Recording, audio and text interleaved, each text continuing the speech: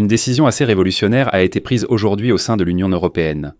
Les pays européens emprunteront des milliards, voire des dizaines de milliards d'euros à l'Union européenne pour le réarmement complet des forces armées ukrainiennes. Il s'agit d'un fonds de prêt de 150 milliards d'euros. De plus, les Européens ont déjà conçu un mécanisme pertinent pour cela.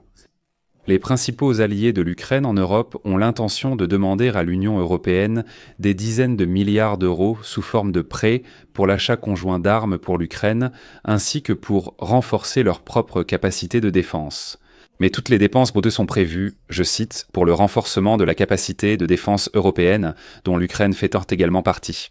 Eh bien, tandis que certains cherchent de l'argent pour l'Ukraine, d'autres, au sein de l'Union européenne, aident activement les Russes. Des journalistes d'investigation ont obtenu des documents confidentiels prouvant que des entreprises slovaques et hongroises aident les fabricants russes d'hélicoptères à effectuer des travaux de maintenance pour des clients de différents pays. Cela est interdit par les sanctions internationales, notamment européennes, même pour l'Inde.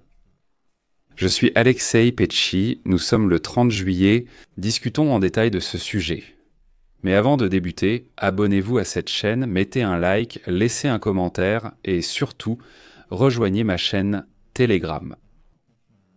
Le lien est dans la description de la vidéo. Nous y publions les actualités en temps réel.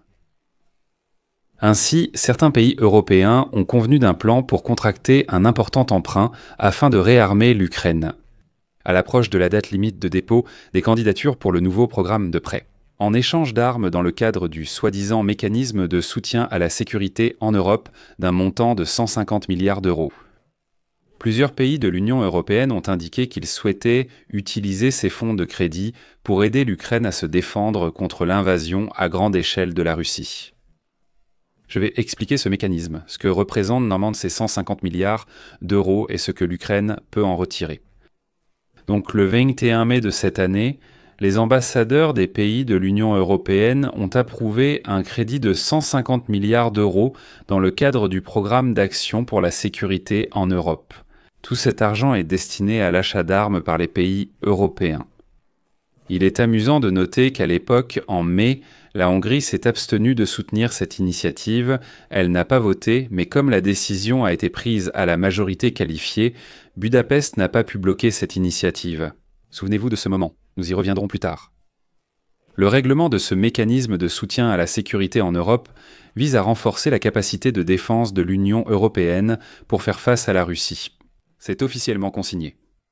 Il a été proposé par la Commission européenne en mars dans le cadre de son programme plus large ReArm, c'est-à-dire la réorganisation de l'armée de l'Europe, et il a été rapidement adopté par la présidence polonaise du Conseil européen.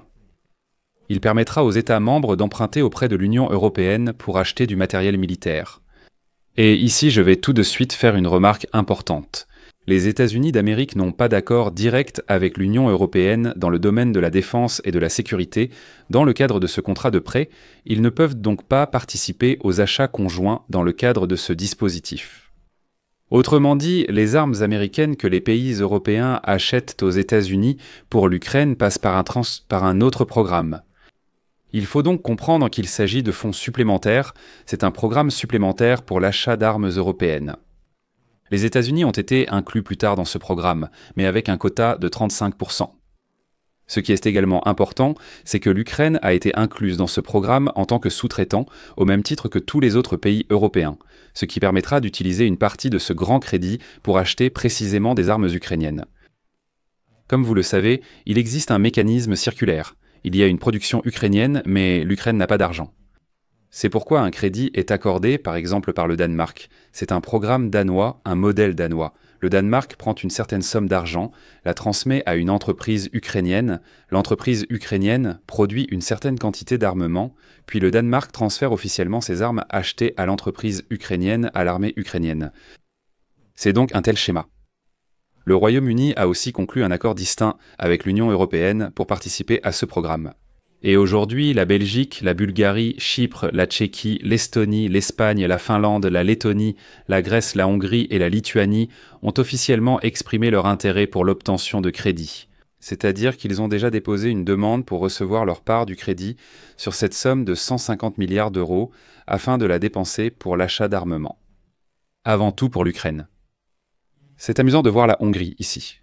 C'est-à-dire que la Hongrie, qui s'était opposée à ce programme en mai, en juillet a tout simplement été l'une des premières à demander un crédit. Mais revenons à la Hongrie, ils sont vraiment hypocrites. En achetant conjointement des armes selon ce schéma, les pays peuvent obtenir un prix plus bas que s'ils les achetaient séparément, puis livraient ces armes à l'Ukraine. Selon des personnes proches des plans des gouvernements, la France devrait également demander des crédits, tandis que l'Allemagne, la Suède et les Pays-Bas refuseront les crédits et achèteront les armes avec leurs propres fonds. Cependant, même les pays qui ne prennent pas de crédit peuvent tout de même réduire leurs dépenses pour la fourniture d'armes en participant précisément à ces achats conjoints. Les pays européens sont confrontés à une pression croissante qui les oblige à augmenter leur propre stock d'armes et à accroître l'aide militaire à l'Ukraine. Après que le président américain Donald Trump a laissé entendre qu'il ne souhaitait pas continuer à financer les efforts militaires de Kiev. Les pays de l'Union européenne étudient également la possibilité d'acheter directement des armes auprès des entreprises ukrainiennes, ce qui est encouragé dans le cadre de ce programme. Cela permettrait à Kiev d'augmenter l'échelle de sa production de défense et l'intégration technologique avec l'Union européenne. Mais la question suivante est, de quel type de crédit de 150 milliards d'euros s'agit-il ? Bruxelles a proposé un crédit avec une échéance de remboursement en 2045 et un acompte pouvant aller jusqu'à 15%. Ces crédits à long terme peu coûteux seront financés par la dette de l'Union européenne, ce qui permettra de bénéficier de la note de crédit de l'Union européenne et non de celle d'un pays individuel. Pour simplifier, la note de crédit de l'Union européenne est bien supérieure à celle de la Bulgarie, de la Tchéquie ou de la Lituanie, par exemple. C'est pourquoi ces pays peuvent contracter un tel prêt pour un montant beaucoup plus important et à un taux d'intérêt plus bas, et en plus pour 45 ans, parce qu'ils bénéficient de l'intéressement de la note de crédit de l'ensemble de l'Union européenne. Et ainsi, cherchant à attirer les alliés de l'Ukraine vers ce schéma, le commissaire européen à l'économie, Valdis Dombrovskis, a appelé les pays de l'Union européenne à utiliser ce programme pour acheter des armes pour l'Ukraine. Voici la citation. « Nous vous recommandons vivement d'envisager comment associer l'Ukraine à nos projets. Les achats pour l'Ukraine, avec la participation de l'Ukraine et sur le territoire ukrainien, peuvent être déterminants pour notre sécurité collective. » Et comme il s'est avéré, de nombreux pays de l'Union européenne ont déjà officiellement déclaré qu'ils étaient prêts à le faire. Ils sont prêts à contracter des crédits pour acheter ensemble des armes pour l'Ukraine, ce qui est crucial. Qu'en est-il de la Hongrie et de la Slovaquie ? Ne font-elles pas aussi partie de l'Union européenne ? Il s'est avéré que des entreprises slovaques et hongroises aident les fabricants russes d'hélicoptères à effectuer des travaux de maintenance pour des clients de différents pays, ce qui est interdit par les sanctions internationales. C'est ce que rapporte Militant Intelligence. Ce sont des journalistes d'investigation. Et voilà qu'une série de lettres est tombée entre les mains des enquêteurs dans lesquelles des entreprises slovaques et hongroises proposent à leurs clients des services de maintenance. Des hélicoptères de la société anonyme NTSV 1000 et Kamov et de l'usine d'hélicoptères de Kazan. Les deux font partie de Rostec, c'est-à-dire la société anonyme hélicoptère de Russie. Ils font déjà partie de Rostec. Dans la première lettre, nous apprenons que l'attaché militaire de l'Inde, Sunil Kumar, s'est adressé à la société anonyme NTSV 1000 et Kamov concernant la coopération militaire par l'intermédiaire d'un médiateur, la société d'État slovaque LOTN, spécialisée dans l'entretien des hélicoptères Mi-8, Mi-17 et Mi-24. Dans la deuxième lettre, le sous-traitant hongrois Milspace, sans se douter que les informations allaient non fuiter sur Internet, admet ouvertement à ses clients mexicains que oui, il collabore avec des entreprises russes malgré les sanctions européennes. Et en plus, il révèle carrément dans cette lettre le schéma de contournement des sanctions. Et maintenant, attention, voici une citation de la lettre. L'usine d'hélicoptères de Kazan, le Centre national de conception Milkamov et la société hélicoptère de Russie sont sous sanction à cause de la guerre en Ukraine. Donc personne ne peut travailler avec eux directement. Mais nous avons une solution, travailler avec eux via nous.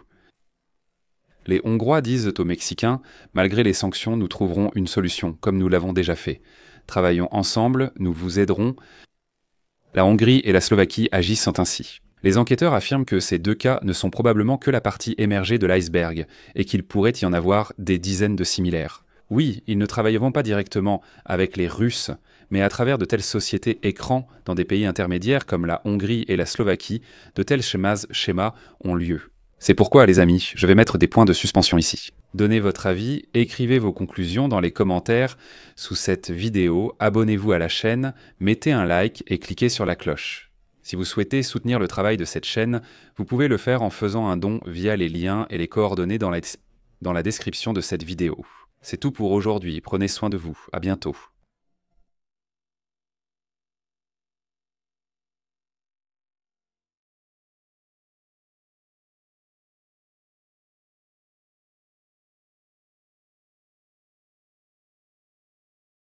Un sous-titre réalisé par